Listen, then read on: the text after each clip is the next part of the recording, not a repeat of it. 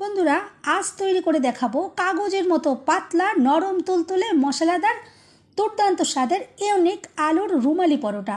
আর পরোটা দেখে বুঝতেই পারছেন কতটা নরম আর পাতলা তৈরি হয়েছে। এতটাই ট্রান্সপারেন্ট, উল্টো সাইড থেকে হাতের আঙুলগুলো দেখুন পরিষ্কার দেখতে পাওয়া যাচ্ছে। খুব সহজভাবে মাত্র 5 মিনিটেই 10 থেকে 12 পিস পরোটা অনায়াসেই ঝটপট ভেজে নিতে পারবেন, কোনো রকম ঝামেলা ছাড়াই। পরোটাগুলো 2 দিন পর্যন্ত নরম তুলতুলে কীভাবে রাখবেন সমস্ত টিপস বলে দেব। অনেকেই পাতলা পরোটা খেতে পছন্দ করেন কিন্তু বানাতে পারেন না বা নরম তুলতুলে হয় না। আজ থেকে আপনিও খুব সহজেই বানিয়ে নিতে পারবেন। সম্পূর্ণ ভিডিও দেখতে থাকুন।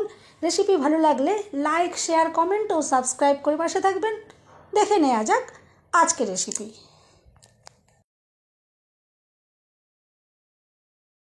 নমস্কার বন্ধুরা, আমি পাপড়ি পদাবতী ফুড ক্রিয়েশনে আপনাদের সবাইকে স্বাগত। আলুর রুমালি পরোটা তৈরি করার জন্য লাগবে আলু। দেখুন আমি এখানে সেদ্ধ করা আলু নিয়েছি।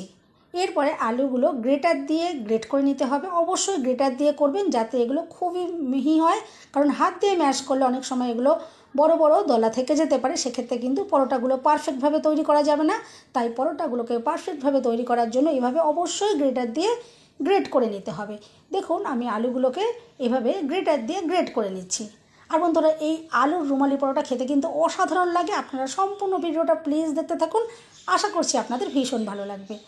দেখুন একে একে আমি আলুগুলো এভাবে গ্রেটার দিয়ে গ্রেট করে নিচ্ছি। দেখুন সম্পূর্ণ আলুটা আমি গ্রেটার দিয়ে গ্রেট করে নিয়েছি, এটা সাইডে সরিয়ে রেখেছি। এখন দেখুন নিয়েছি আমি ময়দা। আপনারা চাইলে কিন্তু অবশ্যই আটা দিয়ে তৈরি করতে পারেন। দিয়ে দিলাম স্বাদ মতো নুন, আর দিয়ে দিলাম হাফ চামচ মতো জোয়ান, আর দিয়ে দিচ্ছি হাফ চামচ মতো কালো জিরে। এতে কিন্তু অসাধারণ একটা ফ্লেভার আসবে, খেতে দুর্দান্ত লাগবে পরোটাগুলো। আর দেখুন আমি দুটো শুকনো লঙ্কা আমি একটু শুকনো খোলায় এটা ভেজে নিয়েছিলাম, তারপর সেটা হাত দিয়ে একটু দেখুন ঘষে এটা গুঁড়ো করে নিয়েছি, সেটা দিয়ে দিলাম। এরপরে দেখুন সব কিছু হাত দিয়ে খুব ভালো করে মিশিয়ে নেব। আর বন্ধুরা, এই পরোটাটা নরম তুলতুলে বানানোর জন্য এখানে কিন্তু ময়ান হিসাবে কখনোই কিন্তু কোনো রকমের তেল বা ঘি বা বাটার কোনো কিছু ইউজ করবেন না। দেখুন আমি এখানে কোনো রকম তেল ইউজ করলাম না। এখন দেখুন যে আলুটা সেদ্ধ করে নিয়েছিলাম, আমি সেদ্ধ করা আলুটা দেখুন এখানে, যেটা গ্রেটার দিয়ে গ্রেট করে নিয়েছিলাম সেই আলুটা দেখুন এখানে দিয়ে দিলাম। আর ময়দার সাথে খুব ভালো করে দেখুন মিশিয়ে নিচ্ছি। প্রথমে কিন্তু কোনো রকমের জল টল দেওয়ার দরকার নেই, আগে ময়দার সাথে খুব ভালো করে এভাবে মিশিয়ে নিতে হবে।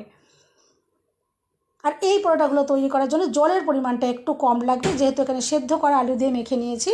দেখুন খুব ভালো করে আমি মিশিয়ে নিচ্ছি প্রথমে। আর আমি আশা করছি আপনারা বুঝতেই পারলেন যে কোনো রকমের আমি কিন্তু ময়ান হিসাবে এখানে তেলের ব্যবহার করলাম না। দেখুন খুব ভালো করে আমি মিশিয়ে নিয়েছি। এরপরে আমি এখানে দেখুন নিয়ে নিচ্ছি গরম জল, একদম ফুটন্ত গরম জল এখানে নিয়েছি। এখানে কিন্তু হালকা গরম নয় আবার ঠান্ডাও নয়, ফুটন্ত গরম জল দিয়ে আমি ময়দা মেখে নিচ্ছি। আর যেহেতু জলটা প্রচণ্ড গরম সেই জন্য হাত দিয়ে মাখা যাবে না। দেখুন আমি এখানে চামচ দিয়ে মেখে নিচ্ছি, কারণ এই সময় প্রচণ্ডটা গরম রয়েছে, যেহেতু জলটা ফুটন্ত। দেখুন চামচ দিয়ে আমি মেখে নিচ্ছি। আর বারে বারে অল্প অল্প করে জল দিয়ে মেখে নিতে হবে, একবারে বেশি করে জল দিয়ে দেওয়া যাবে না। আর অল্প অল্প জল দিতে হবে, এইভাবে দেখুন চামচটা দিয়ে মিশিয়ে নিতে হবে। দেখুন এভাবে আমি অল্প অল্প করে জল দিয়ে প্রথমে মিশিয়ে নিচ্ছি। বন্ধুরা, রেসিপি ভালো লাগলে একটা লাইক দিতে একদম ভুলবেন না। চ্যানেলটা সাবস্ক্রাইব করে আমার পাশে থাকার অনুরোধ রইল।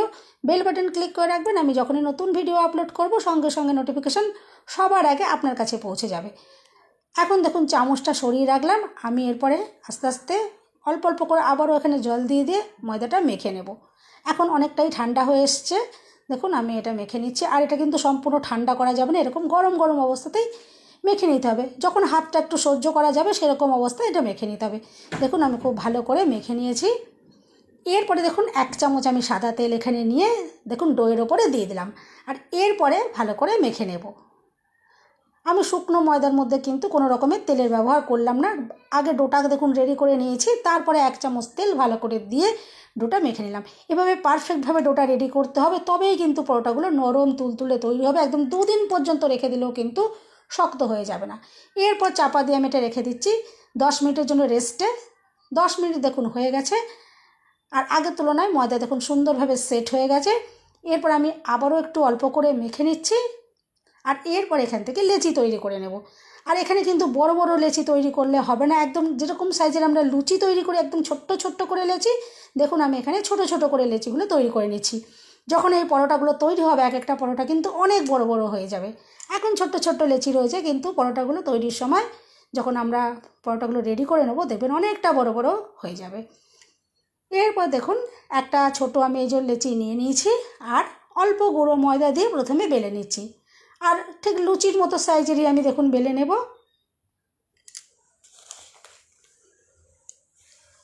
দেখুন একটা আমি বেলে নিলাম এরকম লুচির মতো করে। এভাবেই আমি আরও দেখুন টোটাল 5টা আমি দেখুন বেলে নিয়েছি প্রথমে। এরপরে একটা আমি এরকম লুচির মতো নিয়ে নিয়েছি আর এর ওপরে দেখুন একটু দিয়ে দিচ্ছি সাদা তেল। এভাবে ব্রাশ দিয়ে আমি সাদা তেলটা লাগিয়ে দিচ্ছি, আপনারা চাইলে হাত দিয়েও লাগিয়ে দিতে পারেন, কোনো অসুবিধে নেই।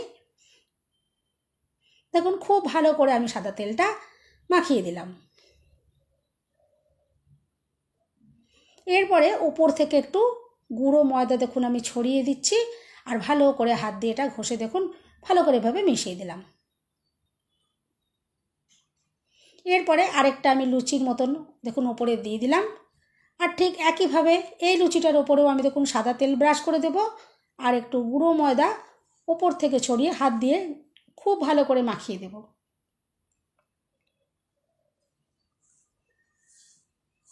দেখুন গুঁড়ো ময়দা দিয়ে আমি মাখিয়ে দিচ্ছি, খুব ভালো করে মিশিয়ে দিতে হবে যাতে সব জায়গায় খুব ভালোভাবে এটা লাগে। এরকমভাবে আমি এই টোটাল 5টা লুচিকে দিয়েই দেখুন সেট করে নেব। দেখুন 4টে লুচি দেয়া হয়ে গেছে। এরপর আরেকটা আমি নিয়ে নিয়েছি আর তার উপর ঠিক একইভাবে সাদা তেল ব্রাশ করে আর গুঁড়ো ময়দা ছড়িয়ে দেখুন খুব ভালো করে আমি মিশিয়ে দিয়েছি হাত দিয়ে। এরপর দেখুন 5 নম্বর যে লুচির মতো আমি বেলে রেখেছিলাম এই 5 নম্বরটাও দিয়ে দিলাম আর এরপর দেখুন ওপর থেকে একটু গুঁড়ো ময়দা ছড়িয়ে দিচ্ছি আর এরপরে বেলে নেব। এইভাবে যদি একসাথে 4টে 5টা বা 3টে এভাবে করে বেলা হয় সেই পরোটা কিন্তু অনেক বড় করে আর পাতলা করে বেলতে পারা যায়।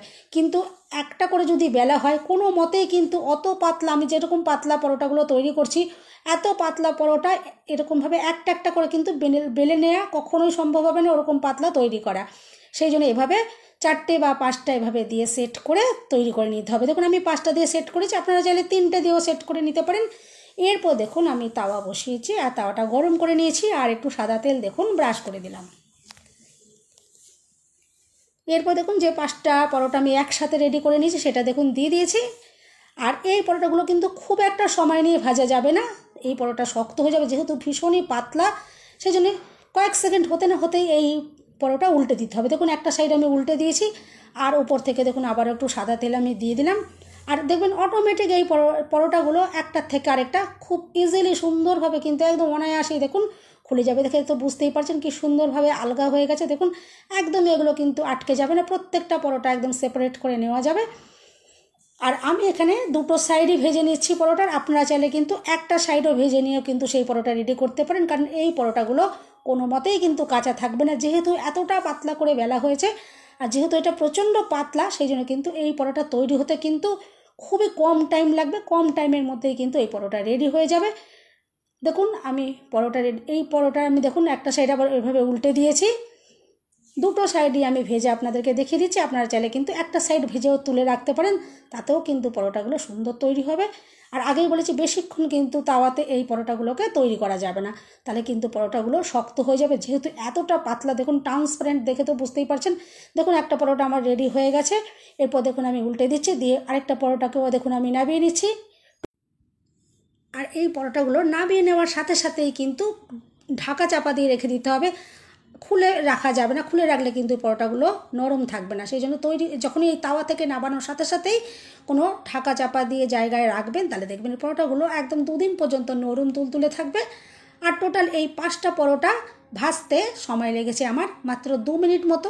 তাই আমি যে টাইমটা বলেছিলাম যে 5 মিনিটের মধ্যে 10 থেকে 12টা, 5 মিনিটের মধ্যে কিন্তু এই 10 থেকে 12টা পরোটা আপনারা কিন্তু একদম অনায়াসে এভাবে ভেজে নিতে পারবেন।